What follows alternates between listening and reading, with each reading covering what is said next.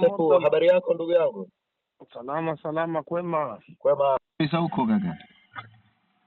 Makubwa na nilipo kidogo mtandao watatuvumilia wadau na mwenyewe kiujumla, maana niko ndani kidogo huko. Ndio.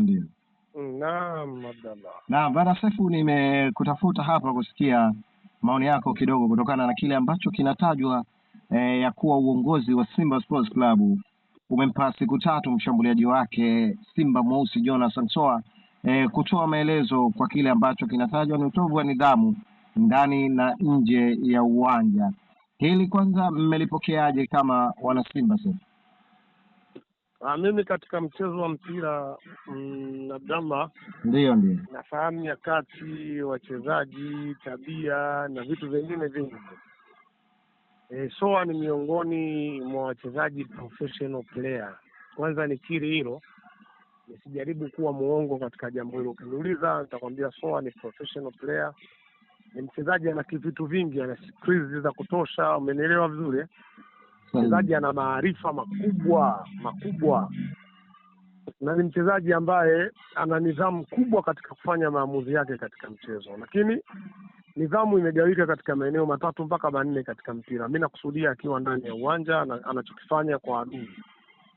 Lakini kwa kawaida tukubaliane, Soa tukiwa tunamsajili Simba alikuwa na tatizo la utovu wa nidhamu nje ya uwanja. Kwa maana ukisikia mchezaji ana tatizo la utovu wa nidhamu, inawezekana anapishana na program. Timu ina program hii, anaweza akaja asifanye program kwa wakati.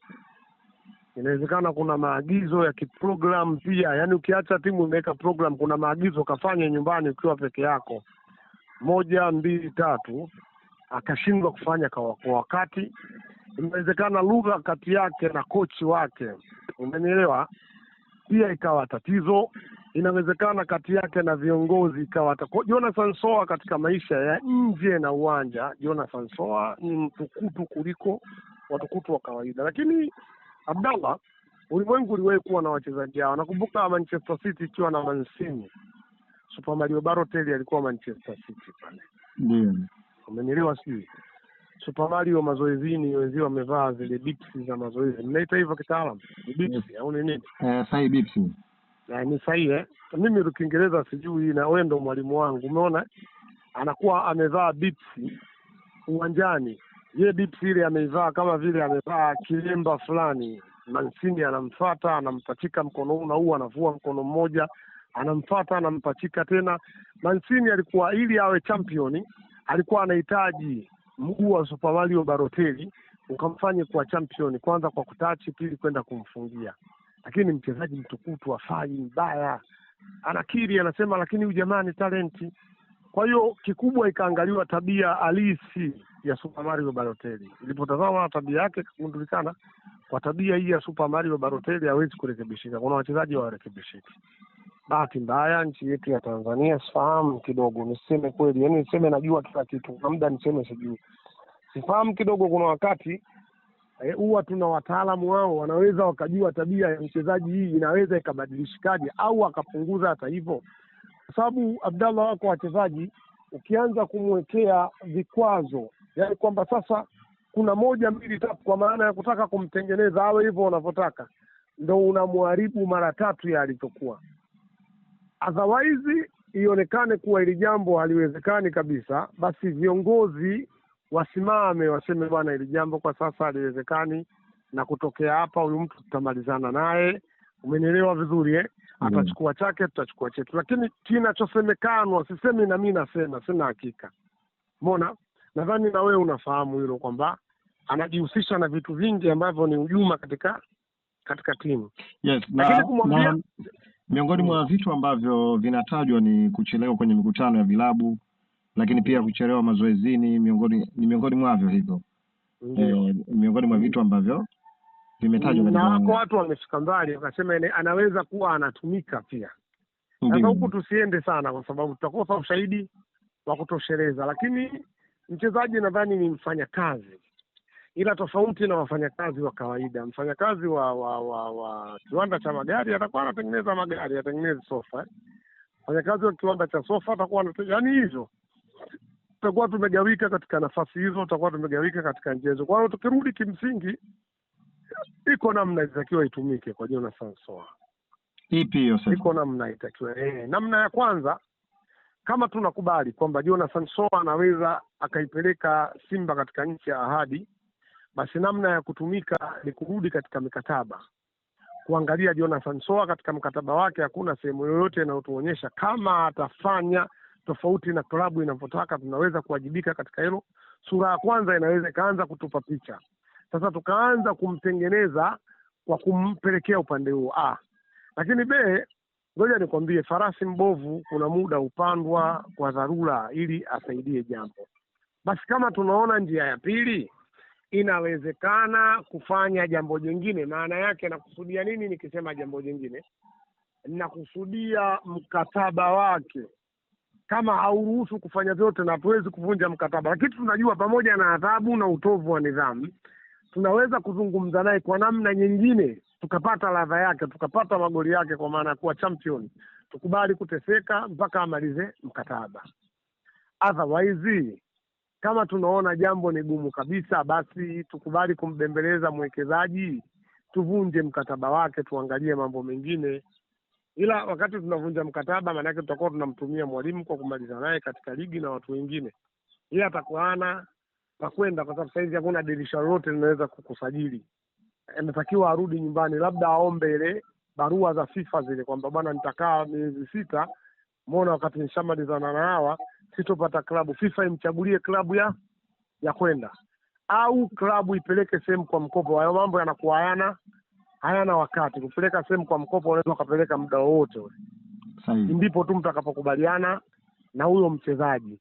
Umeona, lakini kwa madirisha ya usajili hayapo. Kwa hiyo kwa Jonathan Soa, muono wangu mimi, kama viongozi walimsajili wakijua ni mtukutu, basi turudi, yani waondoke katika hoja ya kitukutu, na kulikuwa hakuna haja ya kutoa taarifa yote ya Jonathan Soa juu ya utukutu. Abdallah, utakuwa unanielewa? Sahihi. Abdallah, unataka kuoa mke, huyu mke ni kicheche, Abdallah ukakubali kuoa, basi usilete mashtaka ya kwa jamani tunaipiga hapa tuko wawili. Wewe tuletee mashtaka hajafika kwa wakati, kwa sababu sisi tulikwambia huyu mtu ni kicheche, sasa mtakuwa 3 au 4. Maana yake umevumilia na umekubaliana na swala hilo.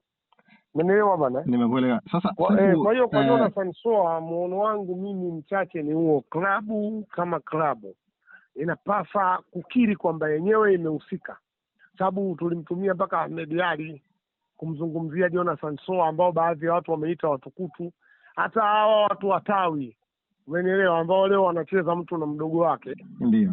Juu ya Jonathan Soa waligoma, lakini inawezekana si walitushawishi tu, waligoma kwa maana ya kujua tunapeleka kirusi. Kwa sababu siku moja nilikuwa nasikia mjadala wa wa Crown FM, umeona, Joedali Saidi akatumia lugha kwa kama Jonathan Soa ametumika kuja Simba kwenda kuvuruga baadhi ya mambo, kwa sababu akili mnawekeza msauza dese mkwala, umeona, amebakia yeye na mwalimu, watu watakayesaidiana. Leo yeye analeta vurugu, manake mnawekeza nguvu kwa mwalimu. Inalazimika midfield kisheti fundi, mtu anayetambaa bwana Loemba arudi juu pale kuwa kama sehemu ya tishio, jambo ambalo tulikuwa sio ratiba yetu na hatukuwahi kufikiria. Sasa labda kwa ndio. Naam, labda tumalizie hapa hili la Jonathan Soa.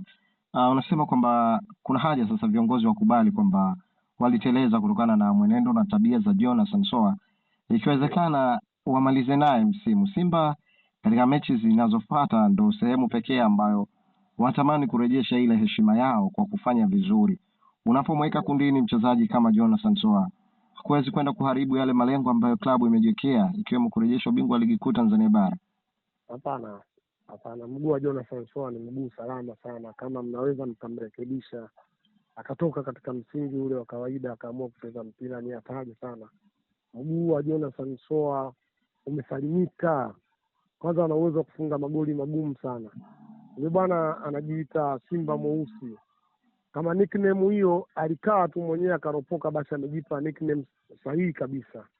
Yule ni Simba Mweusi kweli, kwa sababu anao ubavu, anajua goli, anatafuta kwenda. Ujue nikwambie, ukitaka kujua hatari ya Jonathan Soa, rudi pale tawi la Yanga Singida, Yanga B. Umeelewa? Ukirudi Yanga B pale kuna mtu mmoja ana ndevu nyingi sana, striker pale juu anasimama kirungu, wanamuita Rupia. na Balanga. Muangalie balaa alikuwa nalo Rupia akiwa katibu na Sansoa, yupo Rupia alikuwa anaambiwa kaa bench. Yule Rupia ni zaidi ya mchezaji brother. Timu tu alokuepo. Anakutana na timu zile zinalisha babu yule ngumbwa, lakini Jonathan alimwambia Rupia, soma jezi yangu namba ngapi nyuma, afutazama ninavyoenda kufunga. Umeelewa vizuri? Wastani mzuri kabisa alikuwa nao wa kutisha, kwamba wastani wa kila mechi alikuwa anapata goli. Bado aliingia dirisha dogo. Kwa hiyo yote kwa yote ni kuwa viongozi walitazama hili tunazungumza juu ya Jonathan Soa, wakaona anafaa kuchukuliwa, wakaamini utukutu unatengenezwa, na kama mimi ninavyoamini kwamba viuo vya mpira viko vichache sana, miongoni wao Simba kimo, basi itumike taratibu nyingine. Muona tusiwe kila wakati lazima tunamtia hasara bosi. Tamuona bosi hataki kutoa hela. Tumike busara, maarifa. Umeelewa? Jonathan Soa aendelee kuhudumu ili tupate ladha yake, na kama mwanadamu pamoja na tabia zote hizo anaweza kusikiliza ikatusababisha si kwenda mbele. Mimi yangu ni hayo machache.